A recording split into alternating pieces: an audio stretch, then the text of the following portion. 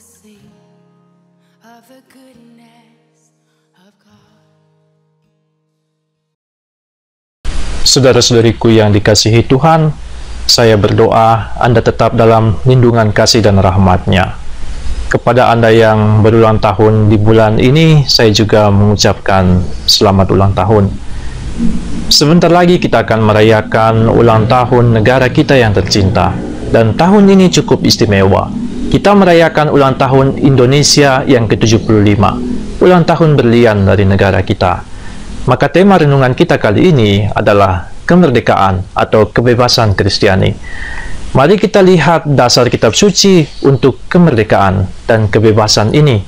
Kita baca bersama-sama Kejadian 1 ayat 26.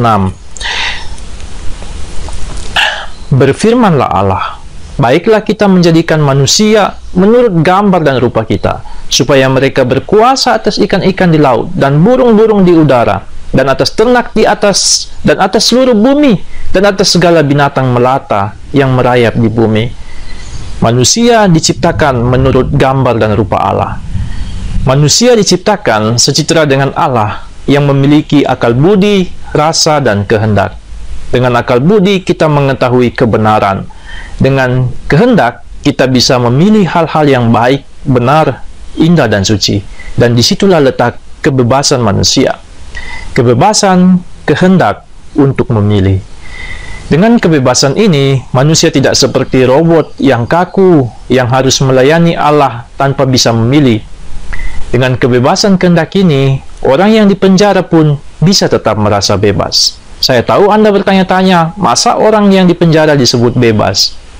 Ya, orang di penjara bisa memiliki kebebasan, karena mereka masih bisa memilih untuk memaafkan atau membenci.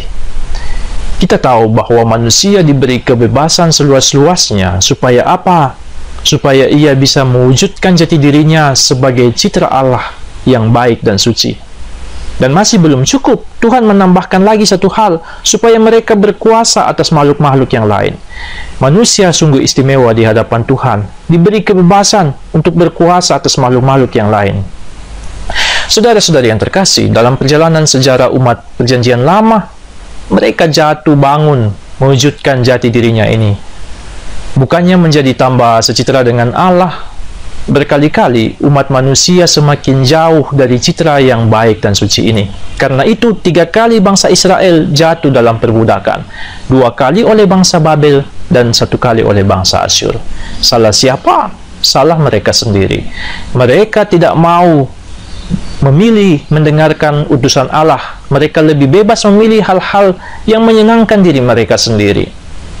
Nabi Amos misalnya memperingatkan bangsa Israel akan adanya jurang ketidakadilan antara yang kaya dan miskin.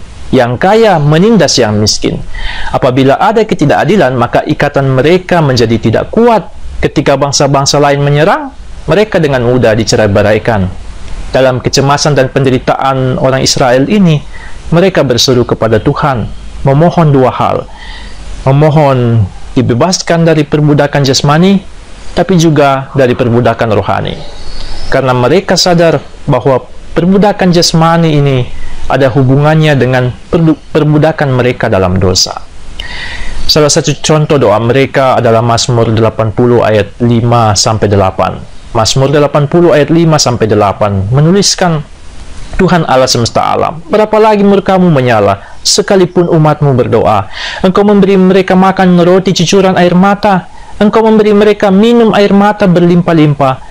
Engkau membuat kami menjadi pokok pencideraan tetangga-tetangga kami, dan musuh-musuh kami mengolok-olok kami. Dan ayat selanjutnya begitu penting.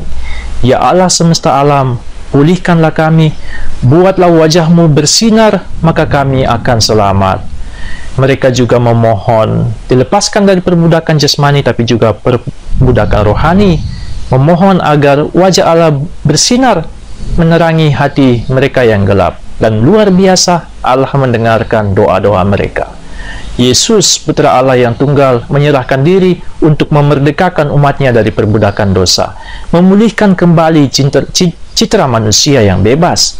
Kita baca ayat ini bersama-sama. Yohanes 8 ayat 36. Jadi apabila anak itu memerdekakan kamu, kamu pun benar-benar merdeka. Yesus Anak memerdekakan kita. Kita bisa mewujudkan cita-cita kita kembali menjadi secitra dengan Allah, menjalin hubungan yang baik dengan Bapa.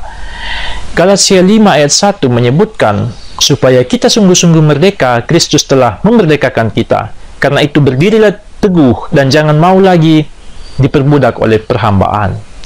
Saudara-saudara yang terkasih, ada pandangan bahwa kemerdekaan adalah kebebasan yang seluas-luasnya, termasuk bebas untuk melakukan apapun yang diinginkan tanpa campur tangan orang lain.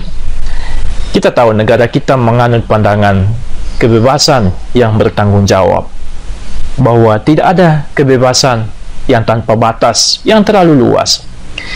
Kita dibatasi oleh hak-hak orang lain. Hak orang lain adalah kewajibanmu.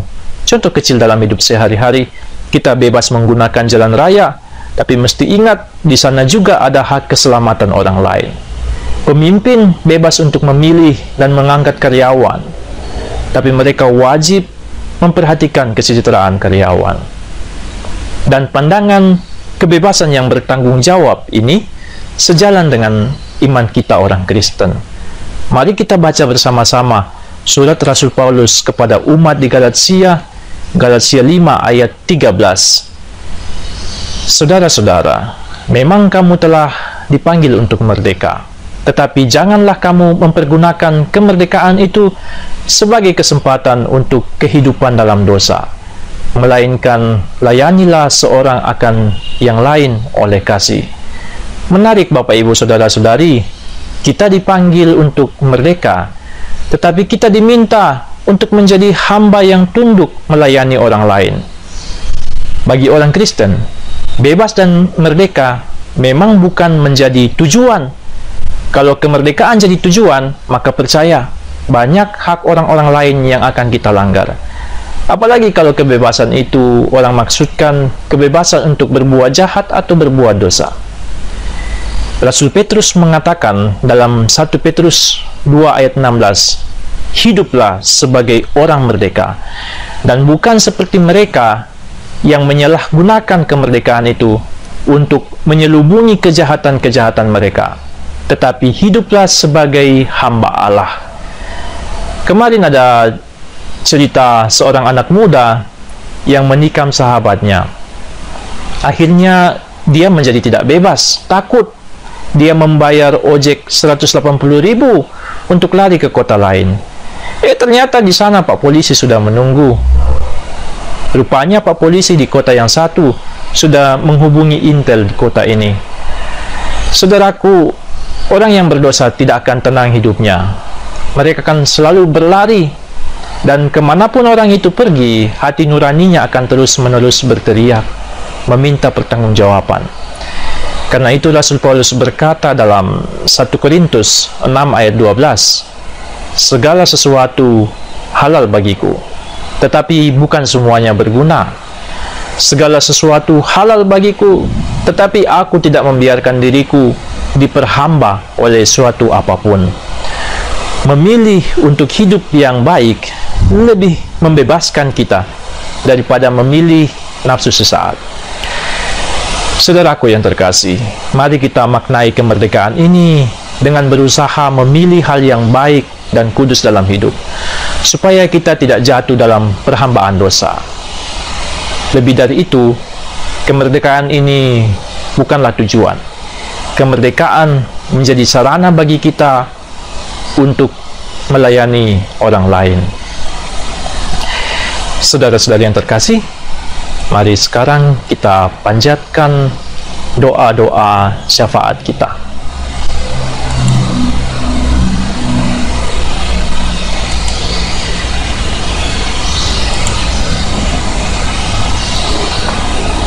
Mari kita berdoa. Allah Bapa yang Maha Pengasih, kami berdoa untuk pemerintah kami, Presiden, Wakil Presiden, serta jajarannya. Bantulah pemerintah kami dalam menangani perekonomian Indonesia maupun dalam memberantas pandemi COVID-19. Semoga perekonomian tetap stabil dan vaksin COVID segera ditemukan, ya Bapa. Bapa, kami berdoa untuk perusahaan Bank BTN ataupun perusahaan lainnya yang berjuang dan terdampak dari COVID ini. Kiranya Tuhan turut ikut campur sehingga setiap perusahaan diberikan hikmat untuk tetap menjalankan perusahaan demi kesejahteraan para pegawai dan keluarga mereka, ya Bapa. Kami berdoa untuk seluruh masyarakat dan seluruh pasien yang terkena sakit penyakit, terkena COVID. Khususnya Tuhan, sembuhkan mereka. Pulihkan juga perekonomian mereka yang terkena dampak PHK. Kiranya Tuhan memberikan mereka kekuatan. Kami juga berdoa untuk keluarga besar Bapak Kris. Tuhan sertai agar terhindar dari penyakit, sehingga mereka boleh tetap sehat dan bekerja dengan baik. Kami berdoa, ya Bapa, untuk setiap tenaga medis, dokter dan perawat. Kiranya Tuhan berikan kesehatan kepada mereka. Mereka sudah bekerja di garda terdepan. Berkatilah juga keluarga mereka. Dan akhirnya, ya Bapa, kami berdoa untuk setiap rencana kami masing-masing, baik dalam rencana pernikahan ataupun yang belum menemukan pasangan hidup, yang merindukan keturunan. Kiranya Tuhan turut campur, Tuhan berikan kesehatan, dan Tuhan berikan sesuai waktu Tuhan. Kami percaya Tuhan, Engkaulah pemberi segalanya. Dalam nama Yesus kami berdoa. Amin.